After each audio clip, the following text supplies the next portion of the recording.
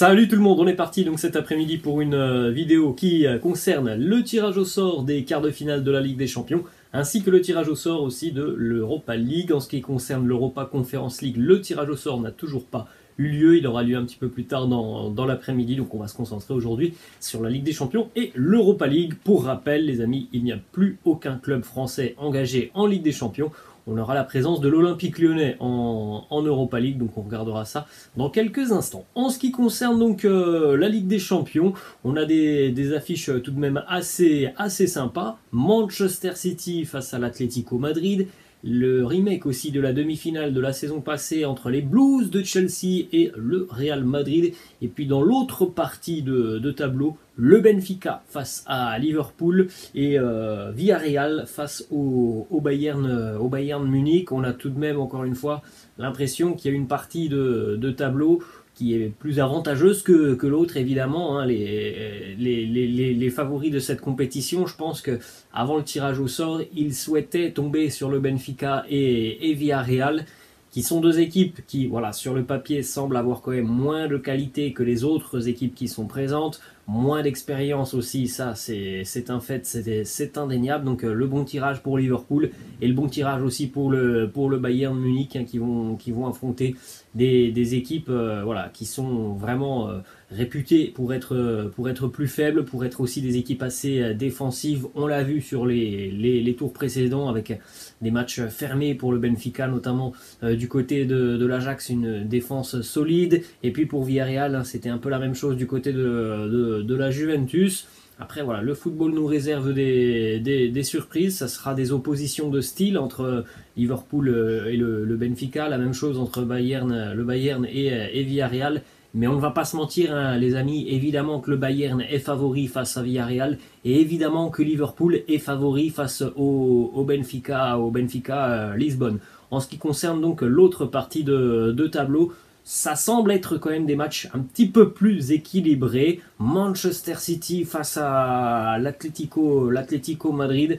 Alors là aussi, on s'attend évidemment à une opposition de style. Hein. Là, c'est vraiment une opposition des extrêmes entre une équipe de City, évidemment, qu'on le connaît, hein, avec son entraîneur Pep Guardiola, pro-possession de balle, face à une équipe de l'Atlético qui voilà, un peu très bien laisser le ballon à son adversaire. Ça, il n'y a pas de souci là-dessus. L'Atlético, on connaît déjà la tactique, hein, qui sera appliquée par les hommes de Diego Simeone, surtout face à certainement l'une des meilleures équipes d'Europe avec le ballon, cette équipe de Manchester City.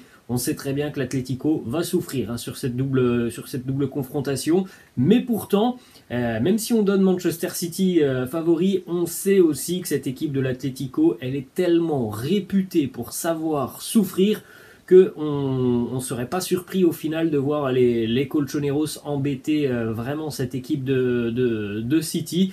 La saison passée, l'équipe de Chelsea, de par son organisation quasi sans faille, avait donc embêté justement les Sky Blues de City sur la finale de la Ligue des Champions.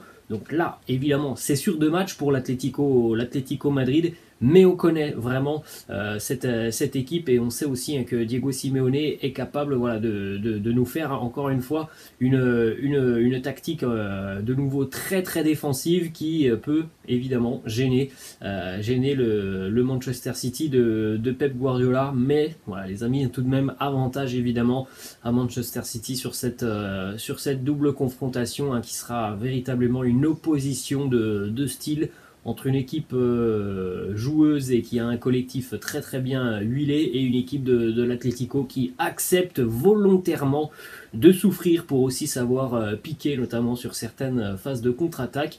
Et puis l'autre affiche qui là aussi semble être quand même assez équilibrée. Les champions d'Europe, il ne faut pas l'oublier, Chelsea est champion d'Europe.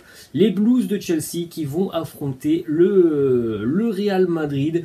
Alors voilà, pour décerner pour le moment un favori sur cette double confrontation, c'est assez compliqué par rapport à ce que l'on voit en championnat. Évidemment, on pourrait se dire le Real Madrid va être favori de cette double confrontation face aux Blues de Chelsea.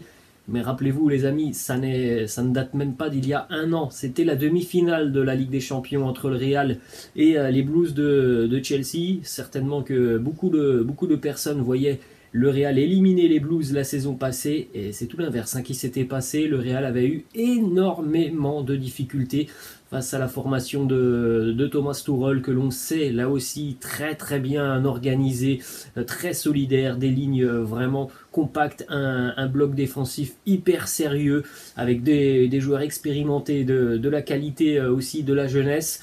Donc voilà, c'est pas facile de désigner un favori sur cette double confrontation quand on connaît aussi le passif par rapport à la saison passée et par rapport au fait que Chelsea avait totalement bouffé le Real Madrid la saison passée avec, je me souviens, des prestations notamment exceptionnelles de N'Golo Kanté. Donc pour le Real Madrid, vraisemblablement que tout le monde voulait éviter Manchester City, le Bayern ou Liverpool, mais je pense qu'on a peut-être aussi tendance à un petit peu oublier ce qu'a fait Chelsea la saison passée. On va continuer donc cette vidéo les amis avec le tirage au sort de l'Europa Conference League avec donc le seul représentant français qui est donc encore en course, c'est l'Olympique lyonnais. L'OL qui va affronter West Ham, les Hammers qui viennent de sortir donc hier le FC Séville, grand favori là aussi de la compétition, le FC Séville. Donc ça s'annonce vraiment comme une double confrontation aussi très intéressante entre l'Olympique lyonnais et l'équipe de West Ham qui est vraiment depuis quasiment 1 an et demi, 2 ans maintenant, travaille très bien en première ligue. C'est une équipe là aussi très joueuse, cette équipe de West Ham. Elle marque beaucoup, elle encaisse beaucoup de buts. C'est un peu le style de l'Olympique lyonnais, même si on voit parfois des Lyonnais manquer d'efficacité. C'est une équipe qui peut correspondre franchement à l'Olympique lyonnais. Donc vraiment une double confrontation assez sympa.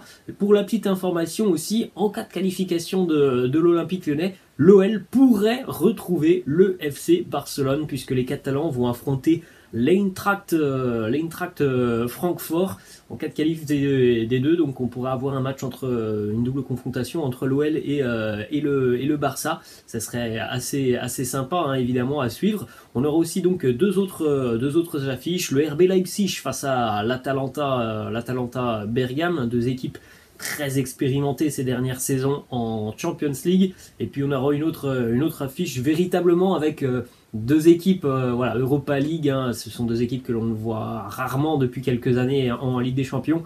Braga qui vient donc d'éliminer l'AS Monaco et Braga va affronter les Rangers, les Glasgow Rangers. Donc voilà, il y a des affiches sympas aussi en Europa League. Le Lyon West Ham est assez sympa et je donne quand même un net avantage au FC Barcelone face à Francfort qui est très irrégulier depuis le début d'année. Ça s'annonce aussi explosif entre Leipzig et l'Atalanta Bergame. Leipzig depuis le changement d'entraîneur, ça va tout de même beaucoup mieux et ça s'annonce aussi quand même assez équilibré entre les Rangers et Braga. Voilà les amis, la fin de cette vidéo, j'espère que ça vous a plu. N'hésitez pas à lâcher un petit like comme d'habitude, n'hésitez pas à vous abonner à la chaîne et puis n'hésitez pas à me laisser en commentaire ce que vous pensez de ce tirage au sort en Ligue des Champions, mais aussi par exemple pour l'Olympique lyonnais ou encore le FC Barcelone. Les amis, je vous laisse, je vous dis à la prochaine, ciao.